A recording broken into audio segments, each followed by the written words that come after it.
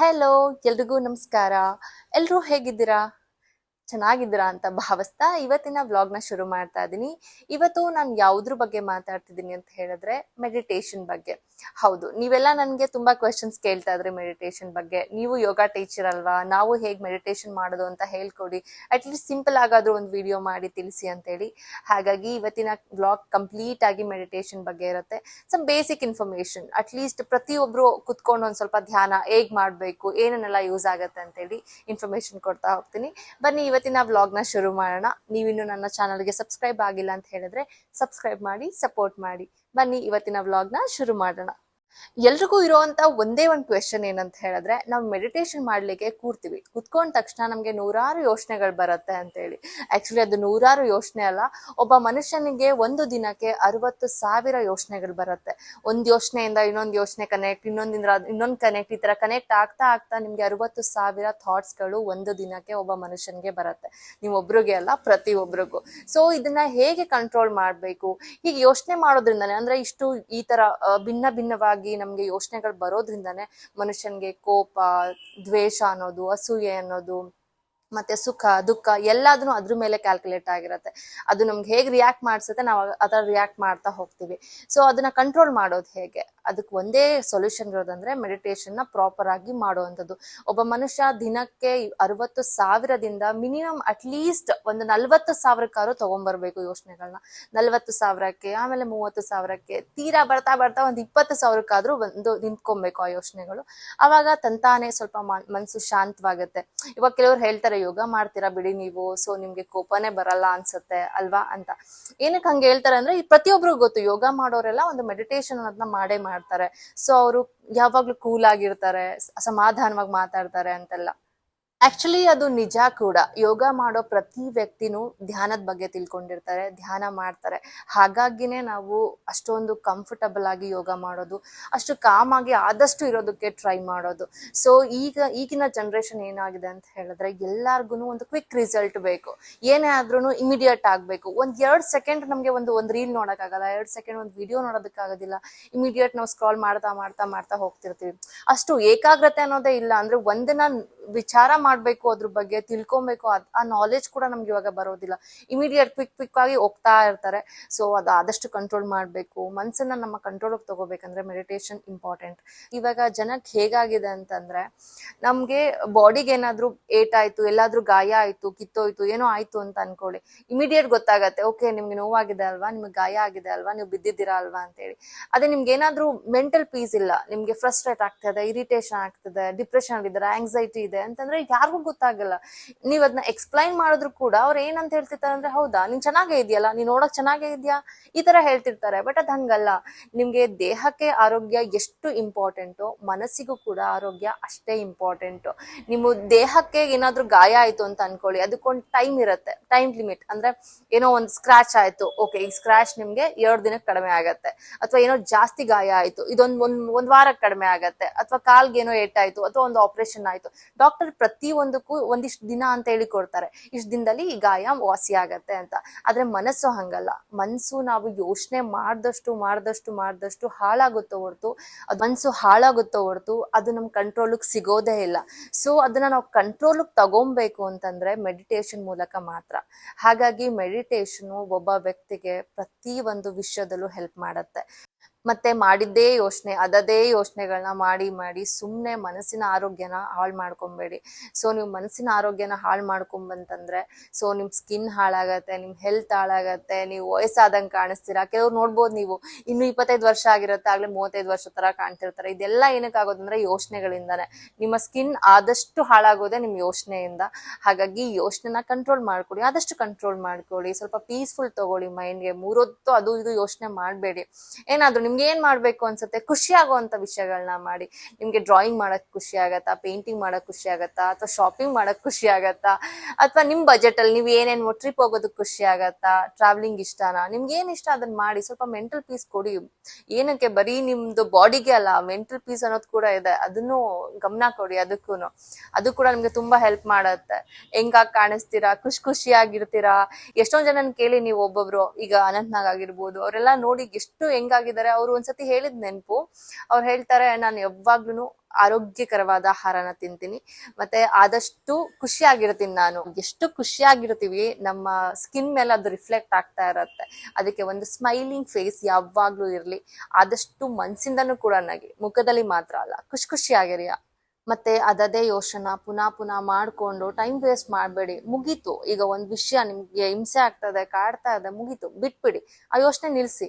What next ಅದನ್ನ ಯೋಚನೆ ಮಾಡಿ. ಇಲ್ಲ ಅಂತ ಹೇಳಿದ್ರೆ ನೀವು ಸುತ್ತಾಕಿ ಅಲ್ಲೇ ಕುತ್ಕೊಂಡಿರ್ತೀರ.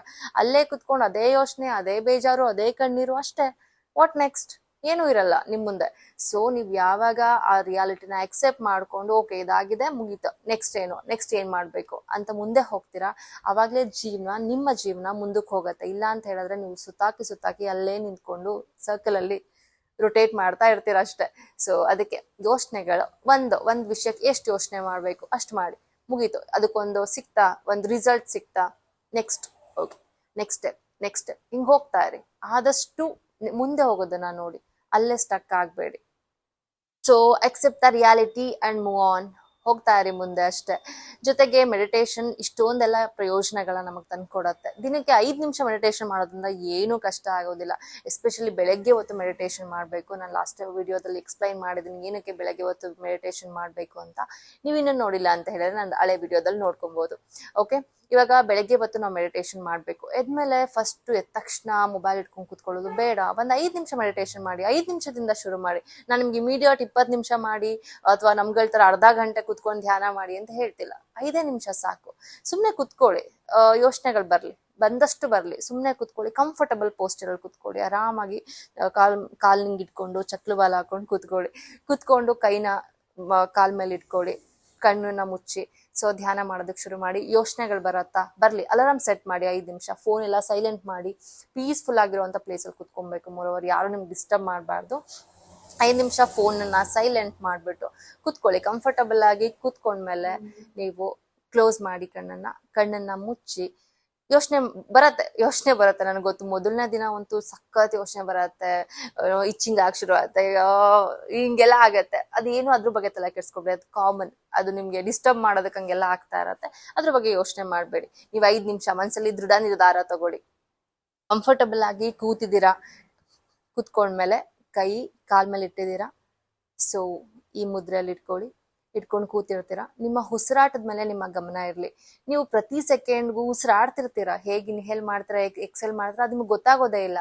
ಅದನ್ನ ಅಬ್ಸರ್ವ್ ಮಾಡಿ. ಅಟ್ಲೀಸ್ಟ್ ಇವಾಗ ತಿಳ್ಕೊಳ್ಳಿ. ನಿಮ್ಗೆ ಇನ್ನರ್ ಬಾಡಿನ ನೀವು ಫೀಲ್ ಮಾಡಿ. ನಿಮ್ಗೆ ಹೇಗೆ ಅದು ರಿಯಾಕ್ಟ್ ಮಾಡ್ತಾ ಇದೆ ಅಂತ ಗಮನ ಕೊಡಿ. ಸೊ ನೀಟಾಗಿ ಇನ್ಹೇಲ್ ಎಕ್ಸೆಲ್ 10 ಸಲ ಮಾಡಿ. 10 ಸಲ ಫೋರ್ಸಬಲಿ ಅಲ್ಲ, ನೀವು ಅಂತ ಬೇಕು ಅಂತ ಮಾಡ್ಕೊಂಬೇಡಿ. ಅದೇ ಆಗ್ತಾ ಇರತ್ತೆ, ಅದ್ರ ಪ್ರೊಸೀಜರ್, ಅದ್ರ ಕೆಲಸ ಅದಕ್ಕೆ ಗೊತ್ತು, ಅದ್ ಮಾಡ್ತಾ ಇರತ್ತೆ ಉಸಿರಾಟ. ಸೊ ಅದನ್ನ ಗಮನ ಕೊಡಿ ನೀವು ಅಷ್ಟೇ. ಅದು ಹೇಗ್ ಮಾಡ್ತದೆ, ಹೇಗ್ ಇನ್ಹೇಲ್ ಮಾಡ್ತದೆ, ಹೇಗ್ ಎಕ್ಸೆಲ್ ಮಾಡ್ತದೆ ಅಂತ ಗಮನ ಕೊಟ್ಟು ಅದನ್ನ ನೋಡಿ. ಸೊ ನೋಡ್ತಾ 10 ಸಲ ಇನ್ಹೇಲ್ ಎಕ್ಸೆಲ್ ನ ಗಮನ ಕೊಟ್ಟು ಹಾಗೆ ಕುತ್ಕೊಂಡಿರಿ. ನಿಮಗ್ ನೀವೇ ಬೇಕು ಅಂತ ಏನು ಯೋಚನೆಗಳನ್ನ ಮಾಡ್ಬೇಡಿ. ಆ ಯೋಚನೆಗಳು ಬರ್ತಿದ್ರೆ ಬರ್ತಾ ಇರ್ಲಿ. 5 ನಿಮಿಷ ಅಲಾರಾಮ್ ಸೆಟ್ ಆಗಿದೆ. ನೀವು ಗಮನ ಕೊಟ್ಟು ನಾನು 5 ನಿಮಿಷ ನನ್ಗೆ ಏನೇ ಆಗ್ಲಿ, ನಂಗೆ ಏನೇ ಇಚ್ಚಿಂಗ್ ಆಗ್ಲಿ, ನಂಗೆ ಯಾರೋ ಕೂಗ್ದಂಗಾಗ್ಲಿ, ಇನ್ನೇನೋ ಆಗ್ಲಿ, ನಮ್ಮ ಬ್ರೈನ್ ನಮ್ಗೆ ತುಂಬಾ ಡಿಸ್ಟರ್ಬ್ ಮಾಡತ್ತೆ. ಯಾರೋ ಕೂಗ್ದಂಗೆ ಅಥವಾ ಇನ್ನೇನೋ ಇಚ್ಚಿಂಗ್ ಆಗೋದು ಅಥವಾ ಇನ್ನೇನೋ ಮಾಡೋದು. ಅದಕ್ಕೇನೋ ಸ್ಟಾಪ್ ಮಾಡ್ಬೇಕು ಮೆಡಿಟೇಷನ್, ಅದಕ್ಕೆ ಏನೇನ್ ಮಾಡ್ಬೇಕು ಅದೆಲ್ಲ ಮಾಡತ್ತೆ. ಸೊ ಆದಷ್ಟು ಅದನ್ನೆಲ್ಲ ಬಿಟ್ಬಿಡಿ.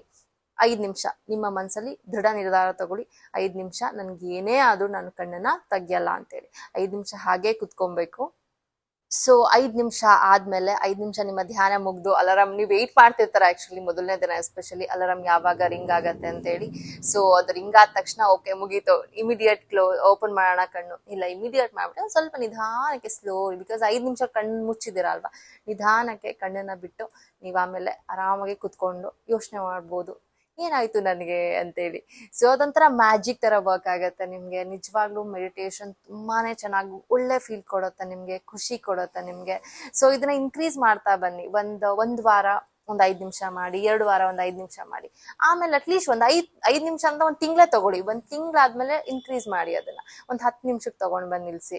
10 ನಿಮಿಷ ಮೆಡಿಟೇಷನ್, 10 ರಿಂದ 15 ನಿಮಿಷ ಮೆಡಿಟೇಷನ್ ಮಾಡಿದ್ರೆ ಎಷ್ಟು ಒಳ್ಳೆ ಫೀಲ್ ಬರುತ್ತೆ ಅಂತ ಹೇಳಿದ್ರೆ ಅದನ್ನ ನನ್ಗೆ ಎಕ್ಸ್ಪ್ಲೈನ್ ಮಾಡಕ್ ಗೊತ್ತಾಗ್ತಿಲ್ಲ. ನಾವೆಲ್ಲ ಅರ್ಧ ಗಂಟೆ ಧ್ಯಾನ ಮಾಡ್ತೀವಿ.